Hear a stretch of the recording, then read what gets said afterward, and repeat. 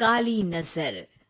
माँ, माँ, अरे क्या माँ माँ कर रहा है? बकरी का बच्चा है क्या? अरे माँ, मजाक छोड़ो।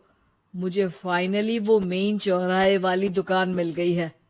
अब देखना, आपका बेटा दुगनी स्पीड से पैसा कमाएगा। ओफो, ये क्या? मेरी ऑनलाइन मेकअप क्लास चल रही है। इतनी जोर से क्यों बोल रहे हो आप दोनों? अरे मेरी धर्म पत्नी जी, मेकअप क्लास बाद में करना। वो चौराहे वाली दुकान मिल गई है हमको। अरे वाह!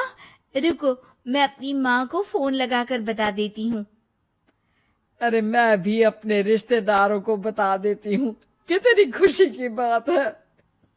हाँ हाँ, मैं भी अपने दोस्तों को बता देता हूँ। 1 हफ्ते बाद रजिस्ट्री है। बस, घर में खुशी का मौका था। उन तीनों ने अपने अपने फोन उठाए और लोगों में बात फैलाना शुरू कर दिया। और रही सही कसर, श्वेता बहू ने अपने पड़ोस में सबको बताकर कर दी। अरे वर्मा आंटी, अब हम भी जल्दी कार ले लेंगे। घर का रेनोवेशन होगा और ठाट से रहेंगे हम भी। अरे, ऐसा क्या हुआ? लॉटरी बाटरी लग गई है क्या? अरे, इस बार चौराहे वाली मॉल में हमको भी दुकान मिल गई है। दुकान नंबर 21, जो एकदम चौराहे पर है। अब ग्राहक बढ़ेंगे तो आमदनी भी बढ़ेगी ही ना। अरे वाह, कितनी खुशी की बात है। मैं बहुत खुश हूँ तुम्हें इतना खुश देख के। बाकी एक बात कहूँ, सबको मत बताते फिरना। किसी की नजर लग जाएगी तो खुशी की खबर वापस लौट जाएगी। हैं? ऐसे थोड़ी ना होता है। अब डरा रही हो? अरे सही कह रही हूँ। काली नजर कहते हैं इस चीज को। जब आप किसी को कुछ बताओ और वो काम बिगड़ जाए। अरे लेकिन मैं तो। तुमने सबको बता दिया ना? हाँ, फोन लगा लगा के। अब बच के रहना। काली नजर बड़ी खतरनाक होती है। श्वेता इतनी खुश रहती है कि वो वर्मा आंटी की बात पर ध्यान ही नहीं देती, जबकि पड़ोस में और भी लोगों से खुशी की खबर शेयर करती रहती है। अगले दिन राजेश बहुत दुखी होकर घर आता है। अरे बेटा, क्या हुआ? मुंह क्यों सूजा हुआ है? मधुमक्खी ने काट लिया क्या? माँ, वो दुकान किसी और के पास चली गई। किसी ने ज्यादा भाव लगा दिया।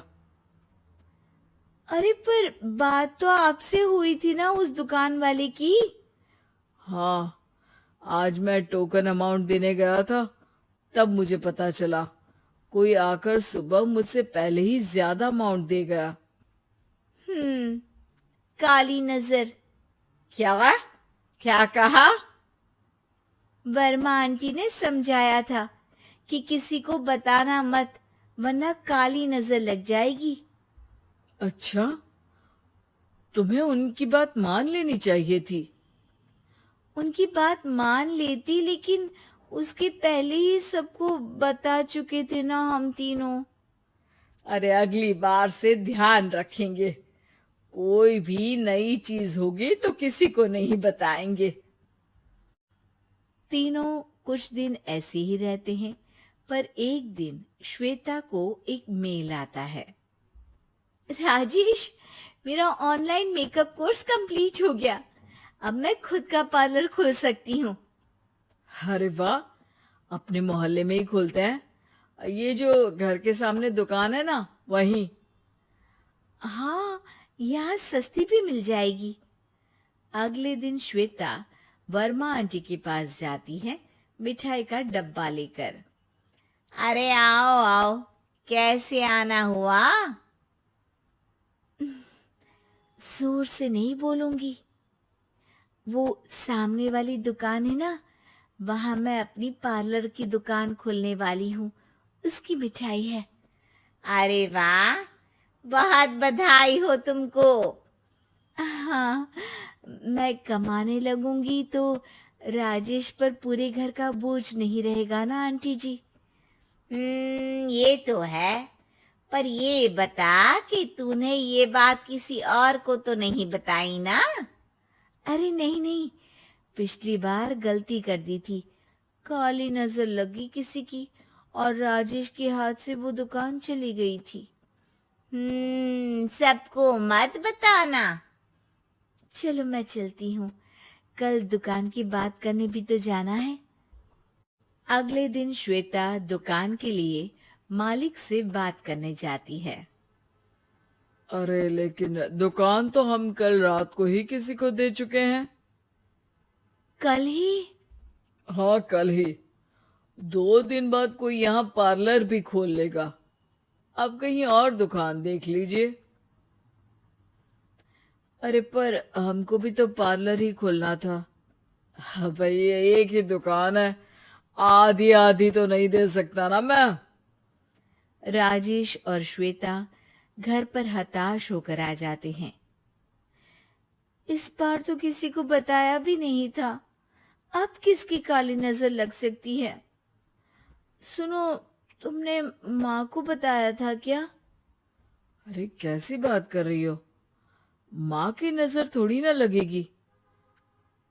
पक्का तुमने किसी को नहीं बताया था ना? सिर्फ वर्मा आंटी को बताया था, उन्होंने ही मुझे किसी को नहीं बताने को कहा।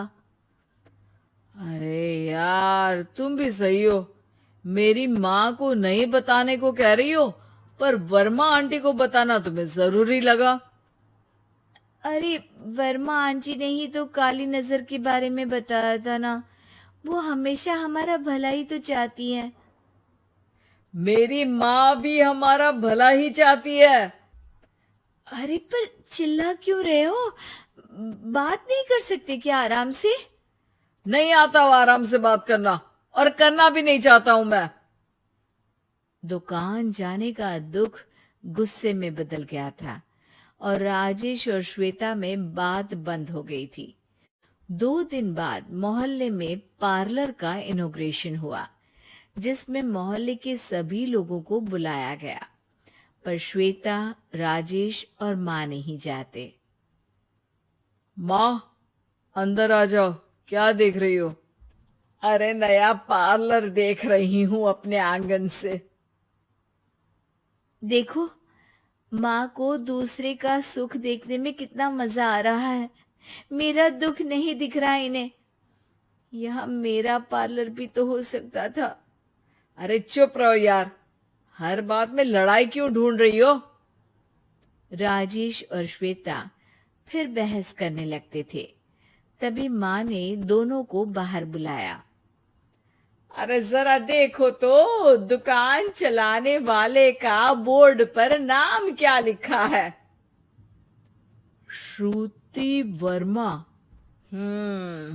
गाड़ी निकाल बेटा, हमें कहीं जाना है।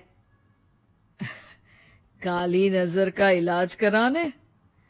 राजेश अपनी बाइक निकालता है। तीनों ट्रिपलिंग कर रहे हैं। माँ राजेश को उस मॉल वाली दुकान पर लेकर जाती है जहां राजेश अपनी दुकान खोलने वाला था। यही दुकान लेना चाहता था ना तू?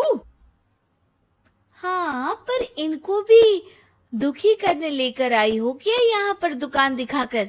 वहां काफी नहीं था? अरे श्वेता, थोड़ा सब्र रख, अभी पता चलेगा कि हम यहाँ क्यों आए हैं। बता, इस दुकान चलाने वाले का नाम क्या है? अनुपम वर्मा। कुछ समझ में आया?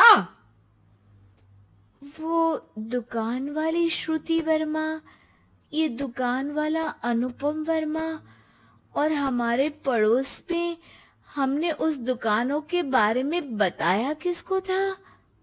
अब वर्मा आंटी को। मतलब वर्मा आंटी ही हमारा काम बिगाड़ रही है? नहीं नहीं, ऐसा नहीं हो सकता, ये बस इत्तेफाक है। राजेश अपना फोन निकालता है और श्रुति वर्मा और अनुपम वर्मा के नाम फेसबुक पर सर्च करता है, जहां ये दोनों ही वर्मा आंटी के रिश्तेदार होते हैं। श्वेता को समझ में आ जाता है कि वर्मा आंटी की ही नजर काली नजर है। अब क्या करना है? कोई भी खुशी की खबर हो तो काली नजर से बचना है, यानी वर्मा आंटी से बचना है। अरे पर मुझे ये समझ में नहीं आया कि वो हमारे साथ ऐसा क्यों करेंगी। अरे बेटा, एक सीख है, दूर के आदमी को आपकी तरक्की से कम परेशानी होगी, पड़ोसी को ज्यादा। दोनों माँ की बात में हामी भरते हैं और अगला काम चुपचाप करने की कसम खाते हैं, ताकि आगे से वर्मा आंटी कोई काम ना बिगाड़ सके।